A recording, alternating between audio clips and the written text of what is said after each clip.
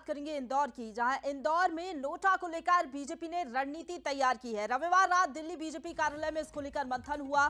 कांग्रेस की नोटा पार मुहिम को लेकर बीजेपी की चिंता बढ़ गई है, क्योंकि कांग्रेस अब इंदौर में अभियान चला रही है ताकि ज्यादा से ज्यादा लोग नोटा को वोट दें। अक्षय कांति बम जैसे ही बीजेपी में शामिल हुए, उसके बाद अब कांग्रेस ने ये मुहिम छोड़ दी है। तो अब आपको ये बता दें कि इसके लिए बीजेपी जो है रणनीति बना रही है। रविवार रात इसको लेकर दिल्ली में मंथन भी हुआ। बीजेपी कार्यालय में देर रात तक मंथन हुआ, क्योंकि कांग्रेस की नोटा की जो मुहिम चल रही है उसको लेकर बीजेपी की चिंता बढ़ गई है। बैठक में मतदान प्रतिशत बढ़ाने को लेकर भी चर्चा हुई है। इंदौर संगठन के सभी पदाधिकारी बैठक में शामिल रहे। कैलाश विजयवर्गीय समेत 9 विधायक इस बैठक में मौजूद रहे।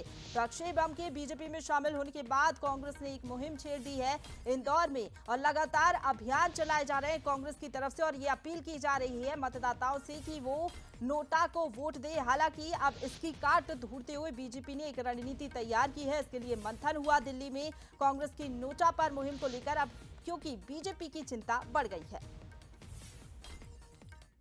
कांग्रेस पार्टी किसी को समर्थन नहीं देगी। ये जरूर है कि इनको सबक सिखाएंगे तो उसका रास्ता ढूंढेगी। हम ये भी नहीं कहेंगे कि बहिष्कार करो चुनाव का, ये हमारी लाइन नहीं हो सकती। हम लोकतांत्रिक लोग हैं, पर यह जरूर है कि नोटा का ऑप्शन है इस शहर में।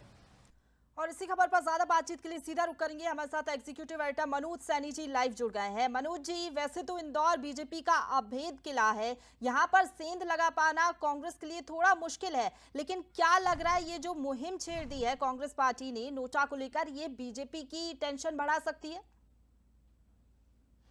देखिए, इंदौर का जो घटनाक्रम हुआ है उसको लेकर तमाम तरह की बातें कही जा रही है, लेकिन ये बात सच है कि इंदौर में जो हुआ, जैसा कांग्रेस का कहना है कि जनता को अच्छा नहीं लगा। पहले हमने विवेक तनखा को भी सुना, जीतू पटवारी को भी सुना, और वहां ऐसा कहा गया है कांग्रेस की तरफ से कि लोकतंत्र का एक तरह से मजाक बना। लेकिन सवाल ये खड़ा होता है कि आखिर कांग्रेस क्यों अपने नेता को नहीं संभाल पाई?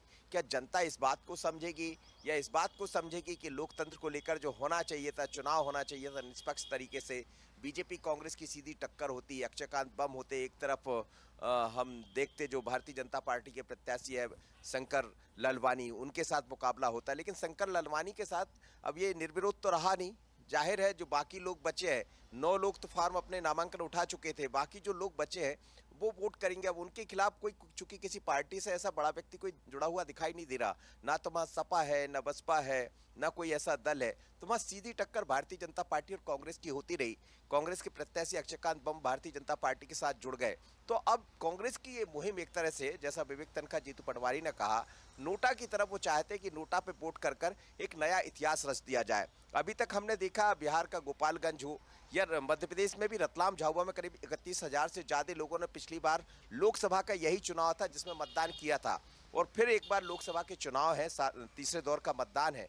तो बीजेपी अब इस रणनीति में लगी है कि कहीं ऐसा ना हो कि ये दूसरी तरफ चले जाए, और यदि 50,000 55,000 से ज्यादा वोट वहां नोटा की तरफ पड़ जाते हैं तो निश्चित रूप से बीजेपी को भी सोचना पड़ेगा। इसीलिए बीजेपी ने कल देर रात बैठक बुलाई, और ये कहा गया है कि ज्यादा से ज्यादा मतदान केंद्रों तक मतदाताओं को पहुंचाना है और वो वहां जाकर वोट करें, भारतीय जनता पार्टी को वोट करें। तो दोनों दल अपने अपने तरीके से लगे हैं, क्योंकि अब प्रचार बंद हो चुका है और अब दिन भर यही सब चलना है दोनों दलों की तरफ से, तो उसके प्रयास जारी है। लेकिन कौन कितना सफल होगा? इंदौर एक ऐसा शहर है जो हमेशा नया इतिहास बनाता है, उसको मजा आता है नया करने में। तो नया ऐसा ना हो, नया ये भी हो सकता है कि 10-12 लाख से भारतीय जनता पार्टी को जिताकर भी एक इतिहास बन सकता है, नोटा में 1 लाख वोट देकर भी इतिहास बन सकता है। लेकिन कौन की कितनी तैयारी समझ आएगा।